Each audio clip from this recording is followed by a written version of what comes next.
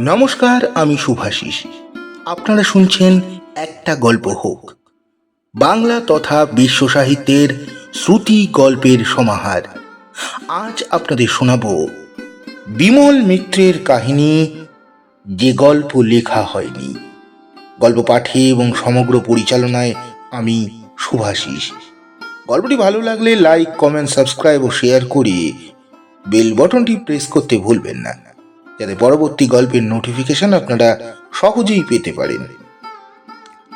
শুরু করা যাক আজকের গল্প, যে গল্প লেখা হয়নি।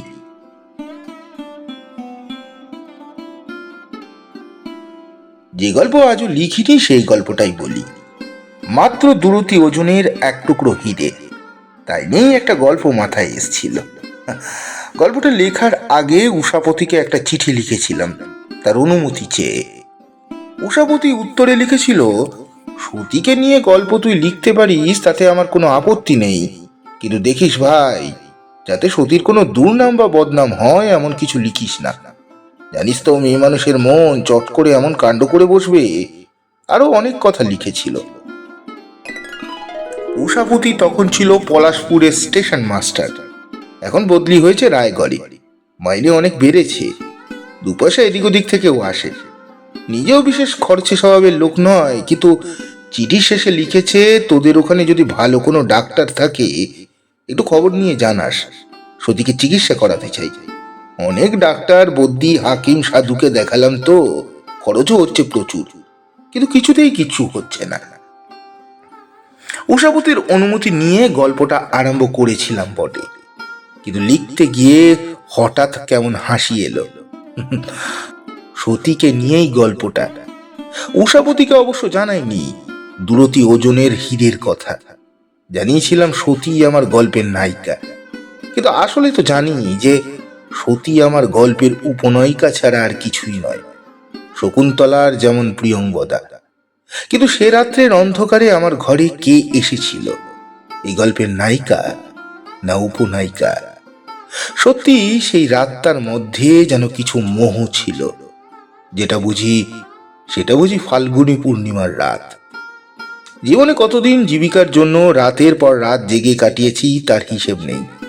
অফিসে চারটে দেওয়ালের মধ্যে কাজ করতে করতে কতবার বাইরে চেয়ে দেখেছি কেমন করে রাতের গাঢ় অন্ধকার পাতলা হয়ে নীল হয়, সেই নীল কেমন করে সাদা হয় তাও লক্ষ্য করেছি। কিন্তু তবু মনে হয়েছে রোজ যেন নতুন দৃশ্য দেখছি। 10 বছর আগের সেই রাতটা আজও আমার জীবনে অনন্য একক হয়ে রয়েছে। পলাশপুরের স্টেশন মাস্টারের বাংলোর সেই সঙ্গীহীন ঘরে সারা রাত তো আমার অনিদ্রাতেই কেটেছিল। তবু সকালবেলা জলখাবার খেতে বসে উষাপতি অবাক হয়ে গিয়েছিল আমার চেহারা দিকে। বলেছিল, রাতে তোর ঘুম হয়নি নাকি? বলেছিলাম না। উষাপতি বলেছিল, আমারও হয়নি। কি জানি কেমন একটা সন্দেহ হয়েছিল। বলেছিলাম, হ্যাঁ কেন, তোর হয়নি কেন? উষাপতি চায়ে চুমুক দিতে দিতে বলেছিল, কিন্তু যা বলেছিল তা বলবার আগে গোড়া থেকে সমস্ত ঘটনাটাই বলা দরকার। উষাপতি তখন সবে বদলি হয়েছে পলাশপুরে, নতুন বিয়ে করে সংসার পেতেছিল ওখানে। ওর অনেকদিন সাধ ছিল আমাকে ওর বউ দেখায়। চিঠিতে লিখেছিল কতবার, নাকি বেশ নিরিবিলি জায়গায়, অন্তত কলকাতার চেয়ে নিশ্চয়ই নিরিবিলি। 4-5টা কলিয়ারি সাইডিং শুধু বেরিয়ে গেছে স্টেশন থেকে। কলিয়ারি ছাড়া স্টেশনের আর কোনো উপযোগিতা ছিল না। মাঝে মাঝে চিঠি লিখতো আমাকে, এবার শীতকালে নিশ্চয়ই আসিস, তোর জন্য সব রকমের ব্যবস্থা করে রেখেছি। কিন্তু যাওয়া আমার হয়ে ওঠেনি। উষাপতি যখন ছুটিতে এসেছে দেখা করেছে আমার সঙ্গে, বলেছে, আমার ওখানে গেলি না তো একবার? বিশেষ করে স্টেশন মাস্টারের বাড়িতে অতিথি হওয়ার একটা লোভ ছিল বরাবর। মুরগি, মাছ, ডিম, ঘি সবই স্টেশন মাস্টারের বিনা পয়সার প্রাপ্য। আকারে প্রকারে উষাপতি আমাকে জানিয়ে দিয়েছে সে কথা, কিন্তু নিজের কোটর ছেড়ে নাড়াচাড়া করার সুবিধে হয়ে ওঠেনি বলে যাওয়াও হয়নি ওর কাছে। কিন্তু সেবার বিলাসপুরে যাবার পথে কেমন করে কাটনি স্টেশনে নেমে হঠাৎ নেমে পড়লাম, তা নিজেই জানি না। কাটনি থেকে কয়েকটা স্টেশন গেলেই পলাশপুর, ব্রাঞ্চ লাইনের ট্রেন। একটা রাত থাকবো ওখানে, তারপর দিন আবার ফিরবো, এই ছিল মতলব। যখন পলাশপুরে পৌঁছালাম তখন বিকেল। স্টেশনে দাঁড়িয়ে ছিল উষাপতি। গলাবদ্ধ সাদা কোট পরলেও চিনতে কষ্ট হলো না। আমাকে দেখে একবারে জড়িয়ে ধরে বললাম, কিন্তু কালকেই আমাকে ছেড়ে দিতে হয় ভাই, ভীষণ কাজ। না না না, সে হবে না। কাকে বলে যেন হুকুম দিলে আমার মালপত্তর বাড়িতে নিয়ে যেতে। তা পলাশপুর বড়, বেশ বড় স্টেশন। সব গাড়ি জল নেয় এখানে। বাইরে বিরাট একটা খেলার মাঠ, জাফরি দাবা বড় বাংলো। রাস্তায় ফিরিঙ্গি সাহেব মেমের ভিড়। রিস্কা, সাইকেল, রিস্কা সবই এখানে চল আছে। বিকেল বেলার গাড়ি দেখতে প্ল্যাটফর্ম টাউনের লোক এসে জুটছে। গাড়ি চলে যাবার সঙ্গে সঙ্গে আবার সব চলে গেল প্ল্যাটফর্ম থেকে। ফাঁকা স্টেশন। উষাপতির হাজার কাজ। 10 জনকে হুকুম দিতে হয়, 10 জনকে শাসন করতে হয়। কাজের ফাঁকে একবার বললে, এই আর একটু বস, একসঙ্গে যাব বাড়িতে, একটু কাজ আছে, কাজটা সেরে নি। শেষ পর্যন্ত এক সময় কাজ সেরে উঠল উষাপতি। বলল, আর পারি না রে কাজের ঠেলা। এই দেখ না, তুই এলি, তোর সঙ্গে একটু ভালো করে কথা পর্যন্ত বলতে পারলাম না।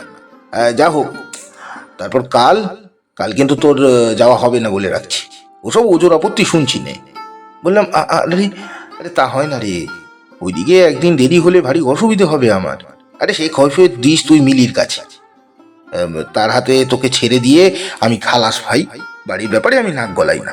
বাড়ির মধ্যে ঢুকছে কি আমার এলাকা ছেড়ে চলে গেলে সেই মিলির কথাই ফাইনাল, সেখানে মিলির কথাই ফাইনাল। বললাম, আরে বাপ রে, পুরোপুরি ডিভিশন অফ লেবার দেখছি। উষাবতী সিগারেটে টান দিতে দিতে বললে, না না, তা না করে উপায় ছিল না রে ভাই। আমার অফিসের এত কাজ, এরপরে বাড়ির কোনো ব্যাপারে মাথা ঘামাবার ফুরসত পাই না। এটা মিলি নিজেই ঘাড়ে নিয়েছে, বলেছে বাড়ির ব্যাপারে সম্পূর্ণ আমায় স্বরাজ দিতে হবে। তা এমন কি, ওর চিঠি পর্যন্ত আমি খুলতে পড়তে পারবো না, ও আমার সব চিঠিপত্র খুলবে না। তারপরে একটু থেমে বললে, এই যে তুই এলি, কি খাবি না খাবি সমস্ত তার ভাবনা। কোথায় শুবি, কি করবি, এই নিয়ে আমায় আর মাথাই ঘামাতে হবে না। বললাম, এইরকম স্ত্রী পাওয়া কিন্তু তো সৌভাগ্যের কথা রে। উষাপতি হাসলো, বেশ পরিতৃপ্তির হাসি। বললে, হ্যাঁ তা জানি নে, তবে যারা এসেছে বাড়িতে দেখেছে মিলিকে, তারা বলেছে আমার নাকি স্ত্রীভাগ্য ভালো, স্ত্রীভাগ্য ভালো। তবে বিয়ে তো একটাই করেছি, তুলনামূলক বিচার করতে পারবো না ভাই, বুঝলি। উষাপতি আবার বলতে লাগলো, হ্যাঁ আমি অবশ্য তোদের অনেক পরে বিয়ে করেছি, বলতে পারিস একটু বুড়ো বয়সে। মনে একটা ভয় ছিল বরাবর, এই বয়সে বিয়ে করে হয়তো এক একজনকে কষ্ট দেব।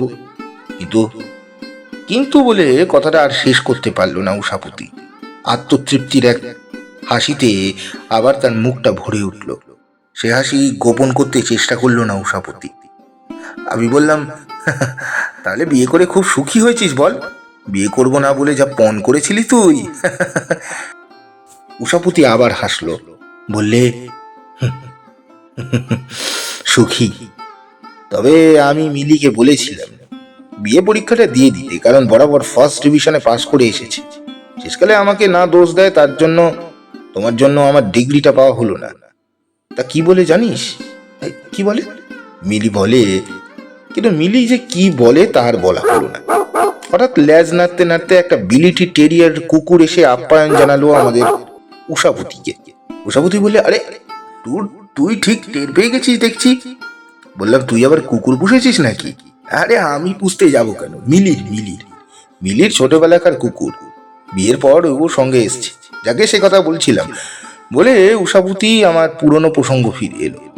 গলা নিচু করে হাসতে হাসতে বললে, শোন, কালকে আমাদের বিয়ের বিবাহ বার্ষিকী গেছে কিনা? আরে খুব খাওয়া দাওয়া হয়েছিল, কুকুরটা খুব খুশি আছে। তাই এই উপলক্ষে হিরে বসানো নেকলেস একটা দিয়েছি ভাই মিলিকে, কলকাতা থেকে আনিয়ে। তুই একবার দেখিস তো বেটারা ঠকালো না দাম ঠিক নিয়েছে। বললাম, হ্যাঁ। আরে কত দাম নিয়েছে? 1400 টাকা নিয়েছে অবশ্য, তার নিকে সেই জন্য কিছু নয়, উপরি পয়সা ওয়াগন পিছু কিছু করা যায়, কিছু পাওয়া যায়। উলিয়ারি যতদিন আছে ভাই, টাকার অভাবটা ততদিন নেই। তারপর যদি বদলি করে কোনো খারাপ স্টেশনে দেখা যায়, খারাপ স্টেশনে ফেলে, তখন দেখা যাবে। কথা বলতে বলতে উষাপতির বাংলোর সামনে এসে গিয়েছিলাম। উষাপতির আভাস বুঝে তার স্ত্রী এসে সামনে দাঁড়ালো। আমাকে অবশ্য আশাই করছিল, কারণ আমার সুটকেস বিছানা আগেই পৌঁছে গেছে। কিন্তু উষাপতির স্ত্রীর মুখের দিকে চেয়ে কেমন যেন থমকে গেলাম। আমাকে দেখে ওর কালো হয়ে গেল মুখখানা, তবে এক মুহূর্তের জন্য। এমন কিছু নজরে পড়ার মতো নয়। উষাপতি এগিয়ে গিয়ে বলল, এই দেখো কাকে এনেছি, আমাদের দলের হিরো। আর ইনি হলেন। আলাপ হলো। এবার হাসি মুখে অভ্যর্থনা করলেন মিলি দেবী। টেবিলে গিয়ে বসলাম। চায়ের সরঞ্জাম তৈরি হলো। চায়ের সরঞ্জাম তৈরি ছিল। চা তুলে উষাপতি বলে, কিন্তু ও কি বলছে জানো, নাকি কালই চলে যাবে? মিলি দেবী হঠাৎ অবাক হয়ে আমার দিকে চাইলেন, বললেন, হ্যাঁ সে কি? তা বললে শুনছি না, আপনার কাল যাওয়া চলবে না। উষাপতি বললে, হ্যাঁ এখন তোমার হাতেই ভাত দিয়ে দিলাম, আমার আর কিচ্ছু করবার নেই, যা ভালো বুঝো তুমি করো। মিলি দেবী হাসতে হাসতে বললেন, তাই নাকি? বললাম, ক্ষমা করবেন, বরং পরের বার গিয়ে সে থাকবো যতদিন বলেন, এবার একটা বিশেষ জরুরি কাজ আছে। মিলি দেবী বললেন, বাড়িতে যখন আমার এলাকার মধ্যে এসেছেন তখন আপনাকে দুদিন থেকে যেতেই হবে। আমরা বিদেশে পড়ে থাকি, একটু বুঝি দয়া মায়া নেই আপনার? উষাপতি হাসতে লাগলো, আমিও হাসলাম। মিলি দেবীও হাসতে লাগলেন। কথা বলতে বলতে উষাপতি হঠাৎ বললে, আরে কই তোমার নেকলেসটা দাও তো একবার দেখাই। বললাম, আরে আমি তো এখান থেকেই দেখতে পাচ্ছি, ওর গলাতে বেশ মানাচ্ছে ভালো। কেন কেন আর? উষাপতি বললে, আরে না না, তা কি হয়, হাতটা খুলে দাও, বেটারা ঠকালো কিনা জেনে নেওয়া ভালো। এ আমাদের একদম সমজদার লোক, ওদের ফ্যামিলিতে সেসব জিনিস অনেক আছে। মিলি দেবী নেকলেসটা খুললে। বেশ চমৎকার জিনিস মনে হলো। দেখেই মনে হলো ন্যায্য দামি নিয়েছে। নতুন ডিজাইনের জারোয়ার কাজ করা হার, একটা লকেটের ওপর একটা দুরতির হিরে জল জল করছে। হারটা ফিরিয়ে দিয়ে বললাম, বড় সুন্দর জিনিস, আপনার পছন্দ আছে বৌদি। মিলি দেবী খানিকক্ষণ পরে চলে যাওয়ার পর উষাপতি বলল, আরে বেশি বয়সে বিয়ে করলে এসব গুণাগার দিতে হয় ভাই। কেন এই কথা বলছিস কেন? উষাপতি সে প্রশ্নের উত্তর না দিয়ে কি একটা কাজে পাশের ঘরে চলে গেল। আমিও এদিক ওদিক চেয়ে দেখতে লাগলাম। বড়লোক হয়েছে উষাপতি এখন, জীবনে সুপ্রতিষ্ঠিত হয়েছে, সুন্দরী স্ত্রী পেয়েছে। শুধু সুন্দরী স্ত্রী নয়, সুশিক্ষিতা বিদুষী বলা চলে। হয়তো উষাপতি নিজের ঐশ্বর্যটা দেখাতেই আমাকে নিমন্ত্রণ করেছিল।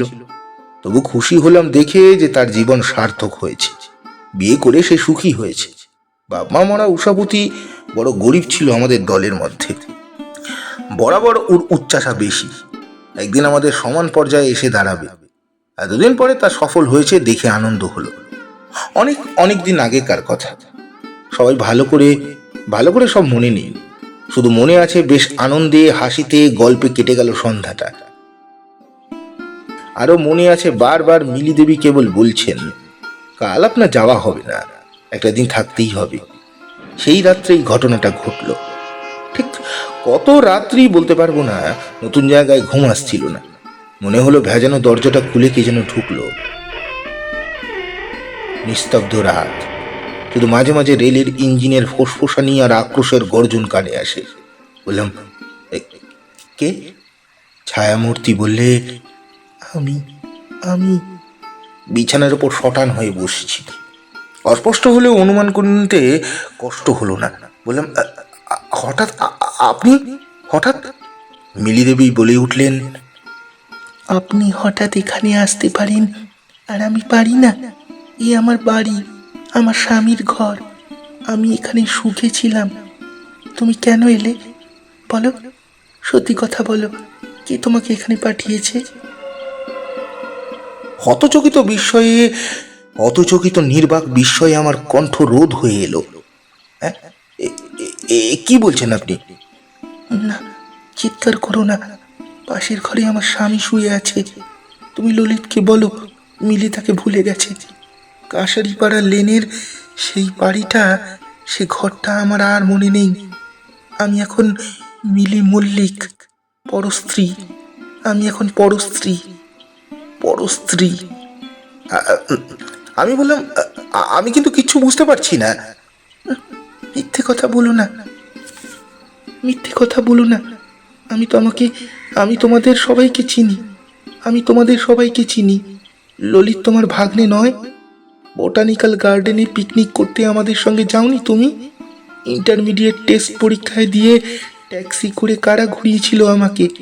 আমরা গরিব ছিলুম, তাই তোমাদের সাহায্য আমরা নিয়েছিলাম তখন।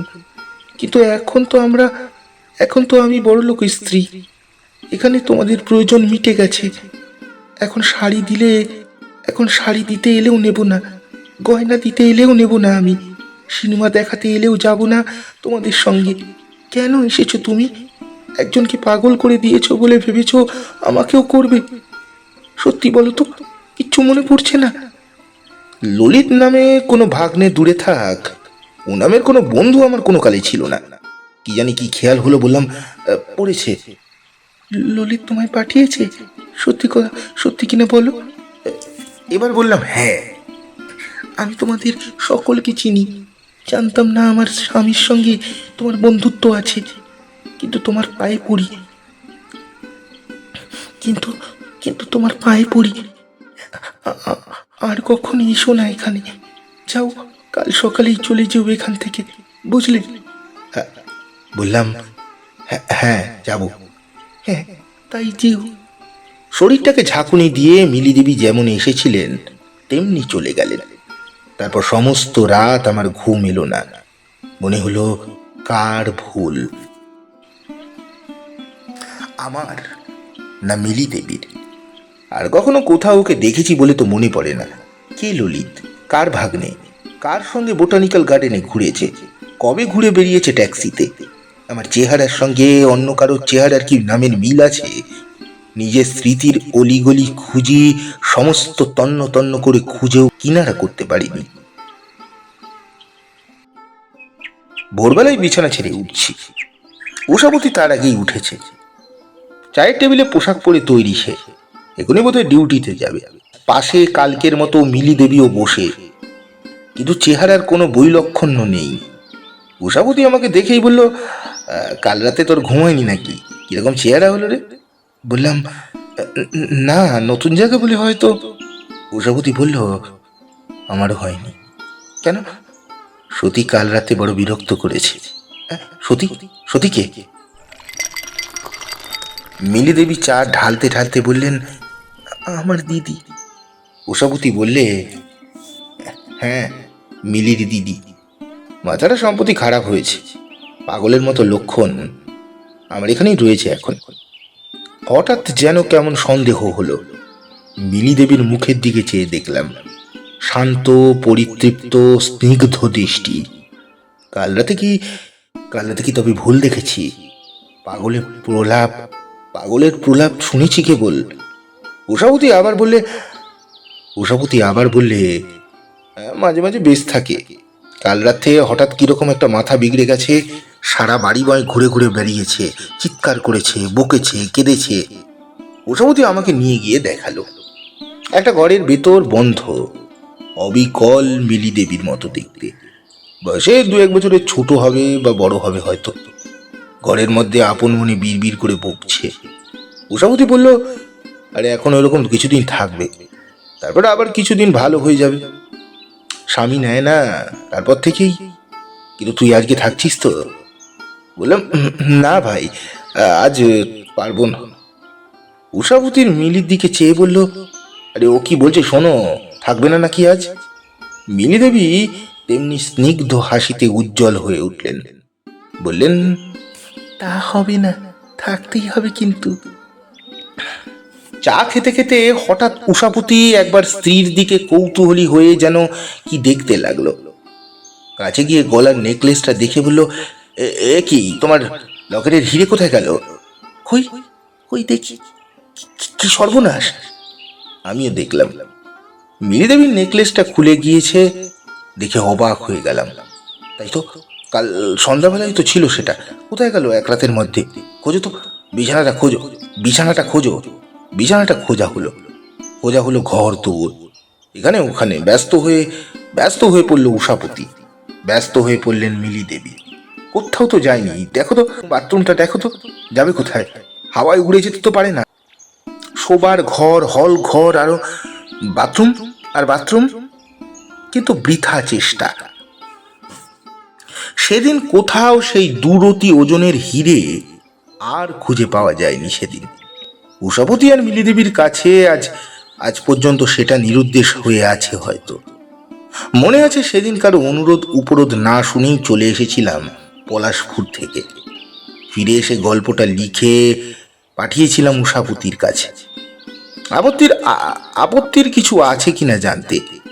উত্তরে উষাপতি লিখেছিল, মিলিও তোর গল্পটা মন দিয়ে পড়েছে, বলেছে গল্পটা ভালো হয়েছে, কিন্তু যেন অসম্পূর্ণ মনে হলো লেখাটা। দুরতির হীরের কথাটা গল্পের পক্ষে মনে হলো যেন অবান্তর হয়ে গেছে। গল্পের শেষে ওর যোগাযোগ কি বোঝা গেল না। আমি অবশ্য সাহিত্যের কি বা বুঝি। সে যাই হোক, সেই হিরেটা এখনো পাওয়া যায়নি, পাওয়া যাবেও না বোধ হয়। আজও এক একবার ভাবি মিলি দেবীকে চিঠি একটা লিখবো নাকি হিরেটা আমার কাছেই আছে। সেদিন ভোরবেলা নিজের বিছানা বাঁধবার সময় আমার শোবার ঘরেই সেটা কুড়িয়ে পেয়েছিলাম, সেই দুরতি ওজনের হিরেটা। কিন্তু আবার ভাবি থাক না থাক, উষাবতী স্ত্রী নিয়ে সুখে ঘর সংসার করছে। ওদের সংসারে আগুন জেলে লাভ কি? আমার এই গল্প যদি অসম্পূর্ণ থাকে তো থাক, আমি জীবনে আরো অনেক সম্পূর্ণ গল্প লিখতে পারবো, কিন্তু ওরা সুখে থাকুক। আমার একটা গল্পের চেয়ে ওদের জীবন অনেক দামি, অনেক দামি। সমাপ্ত। গল্পটা আপনাদের কেমন লাগলো অবশ্যই জানাবেন। গল্পটি ভালো লাগলে লাইক, কমেন্ট, সাবস্ক্রাইব ও শেয়ার করে আমাকে সাপোর্ট করতে ভুলবেন না। নমস্কার।